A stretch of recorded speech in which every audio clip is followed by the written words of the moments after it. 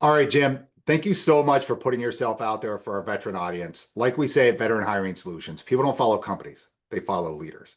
So before we get into this maintainer role for Casella, can you tell me a little bit about your experience and what brought you to this moment here? Oh, go way back. You want to go back to military? You want to go? Yeah, let's talk Okay. like Army experience, then getting into the All industry. right.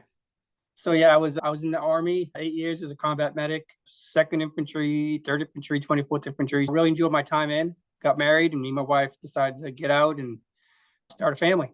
Coming out as a young enlisted guy, I was looking for a company with benefits, and at the time, I got into the waste industry. Started as a helper in the back of a railroad truck because Wow. I needed benefits. Yeah, yeah.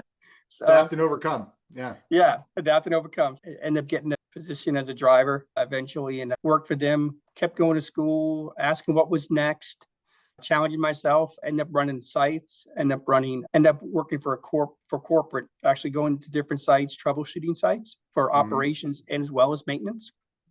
And I left that company. It got big. I joke it gets big. So you have a lot of oversight. At the time, at the end, you didn't, when you were making those decisions, building relationships, understanding how your people were doing, there seemed to be like a funnel coming down on you with corporate oversight. So I Mhm. decided to jump over and join Casella. And I'm not gonna. I've been here a couple of weeks, and it has been fantastic. The second day, I went down to a site, and it was everyone has the same jargon in this industry, Mhm. and it goes back to people. So Yeah. if you think about us in the military, right? Think of how many civilians go, "Oh yeah, those military guys. They talk about us, but they don't want to be us." And when you go into this industry, you talk to your I'm running an area I did in my last job, and I'm still on the floor with my technicians. Hey man, what you working on? What's going on? And it's the same thing. Everyone talks about, hey, there's those waste industry guys, but we're actually doing it, and What's a we're tight-knit culture? Just like yeah, the military, it's a tight-knit yeah, culture. And that's why I enjoy it so much is, it's just guys getting after it and having fun and they've got some sharp elbows sometimes. And that's sure, also sure, what you yeah, enjoyed in the military yeah, was yeah, was that. And that's and then great. yeah, And so what we're talking about today is those maintenance guys working on the trucks, yep, correct? yeah, And absolutely, and that's normally a Monday through Friday role where you have a shop and yep, you'd walk that, hey, these trucks they get emptied and then they'll yep. They come get in empty. for preventive maintenance or whatever upgrades or whatever they need there. So typically it's not like you're working on a full trash truck, right? It's a Right, it's a right, it's a yeah, cleaner yeah. You're environment doing than most people would expect. yeah, you're doing the same thing you would do at any other truck. You bring your PM items, you diag, of course, the diags we have all the latest software, the Cummins, the Mac, the Allison, the Merit, all that stuff. So just like any other shop, we do the same exact things and fix, replace, prevent wear and tear on the trucks. And when they do break, we fix it and we see that result the very next day when it's out on the road. Something you mentioned before we hit record is that, hey, if it's great if you're a diesel mechanic and you've worked on this type of equipment, but if you're somebody that is trying to get into this industry, into that job, maybe you're an infantry guy or a truck driver like I was that works on your vehicles at home and you're looking for that upgrade. You had mentioned that you guys have training, you have trainers there that do a training, but also you have vendors that come in and do the training, Yeah, and then you have web-based training. Because people don't think about, like, yeah, these are the trucks that have been around as far as the mechanics for 50 years, but the electronics and the software are brand new. it's unreal. Yeah, This is tip of the spear stuff. absolutely. We are, if you're familiar with J1939 lines, everything's diag with computers now. But if you're a guy that like I've seen some aviation guys just a couple of years in the military come out and they've hit home runs. I've seen guys just with a mechanical aptitude come in Yeah. and just latch on to the training. And it to me, it's technical skill is huge, but the ability to learn and work together, that hits the home run. Yeah. Because if you're willing to learn, we have the schools, the instructors, the vendors that can come in and actually teach you. And sometimes that's a good thing. If you get a guy coming in for 30 years experience, they might have bad habits, and it's you come in, you learn how to work safely, you learn how to do it properly, and then you can go at the home at the end of the night and knowing what a great job you did. Yeah, and that's another thing people don't think about. Computer jobs that you and I have, we're attached to that computer 24/7. Oh yeah. But a job like this, you get to plug out. Okay, I'm done. Scrub my hands. I'm out of here.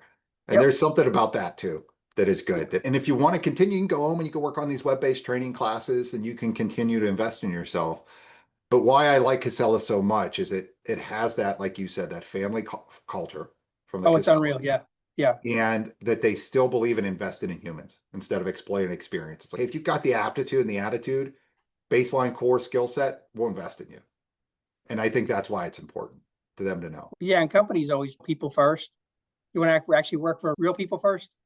I've only been here, and I can already see the difference because my twin brother also was in the waste industry, and he even told me how great this place was. It was pretty That's cool. great. It's truly a family business. Oh yeah, yeah. So what are the tools that a technician would have? I know that there's tools there's a tool funding and to purchase things. Yeah, Do they have to come in with their own tool set? Do they have to bring Yeah, their own set of tools? if you're a brand new technician, we do have toolboxes for like tech apprentices. But also, if you come in with tools, the expected hand tools, all the big stuff that we supply, there also is and I don't know the exact cost of it. They do have a tool reimbursement policy for the technician to get so much. You can get so much tools reimbursed every quarter, which helps out a lot. A lot of the technicians that now are all going to the battery powered tools. So it's hand tools, battery powered tools. I know we have shop air, we have the air tools, so stuff like that. Oh, good. So they can upgrade their tools throughout their career. Absolutely. Yeah. Yeah. And then so we walk through the job and expectations. What's the normal hurdle? What's the normal challenges that somebody has when they come in? Every new job, right? You stub your toe somewhere. There's some challenge you have to push through with that initial to have that long-term. What's it like there? So I think just generally in the waste industry, the challenge is, so if you look at all the shops, all your just regular shop, truck shops, they work on chassis. That big thing on the back that makes the company a bunch of money is the body. And so you're working with a lot of hydraulics, electronics, over hydraulics, and that takes a little bit to learn. And it's a little overwhelming at first. So when you're talking, looking at schematics or in some that can be taught. It's a little overwhelming. The trucks do get dirty. Some of the other places I've been in the country working in this industry for the last 30 years, some go to landfills, some don't. Here, where I'm working, in the area you'll be working in, is generally transfer stations. So you won't have all that mud and everything. You'll have some on the rural roads, right? So you got to clean underneath that truck to get the grease certs, look at the brakes, understand, how much grease is needed to clean it out. So that is an obstacle. The stigma of the waste industry, you're thinking about trash trucks, you have this trash trucks, absolutely. And once in a while you will have a full one. Of course, we can't jack them up where they're full because it's really unsafe. That's one of the things. And some of the things are the hours. You'll be working in the evening on some things because we have to work on the trucks when they are on the yard. We can't work on the trucks when they're rolling down the road. So that's some of the obstacles we do have. Yeah, it's all about taking a long-term view on this opportunity, knowing that, hey, those first couple months are going to be challenging because you're learning new equipment, you're involved in a new culture, you're learning new processes, but understanding that those vibrations and those challenges are part of growth. And then if you can just get through it, the long-term success is there. I think that's what's so important. And again, having somebody willing to invest in you. And this day is really hard. And I've been around the shops long enough where you get a new technician and you just start a conversation, hey, how's it going? And then I'm like, what do you not like?